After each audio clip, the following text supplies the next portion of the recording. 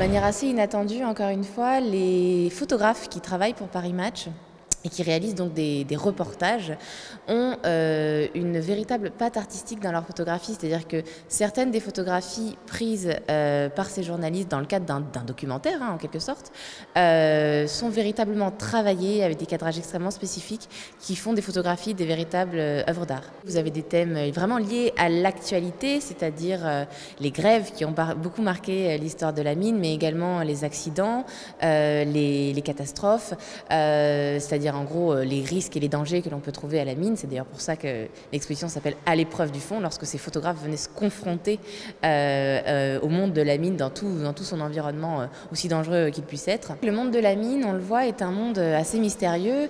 Finalement, peu d'initiés, peu de gens sont un jour descendus au fond, en dehors des mineurs. Donc c'est un monde qui intrigue.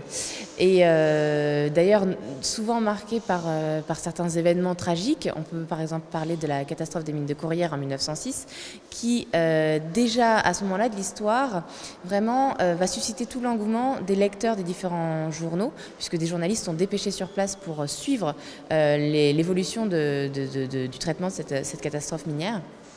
Et donc vont tenir comme ça en haleine, alors à l'époque par des illustrations, le public sur ce sujet. Et par la suite, ça a en quelque sorte créé une sorte d'archétype du traitement de la catastrophe minière. Et c'est vrai que dans les photos qu'on présente au Centre historique minier à l'occasion de cette exposition, on retrouve un petit peu dans certains sujets le même traitement, les mêmes photographies, quasiment les mêmes instants que lors de la catastrophe des mines de Courrières. Paris Match est publié pour la première fois en 1949, ils fêtent cette année leurs 70 ans. Dès le départ, ils font appel à des photographes qui vont marquer l'histoire de la photographie.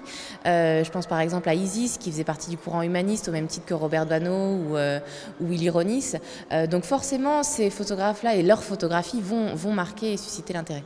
Ça permet véritablement d'amener le regard du lecteur au fond, là où il ne peut pas aller, et d'un coup, en ouvrant un magazine, il peut découvrir ce monde qui lui est caché et qui lui est inconnu.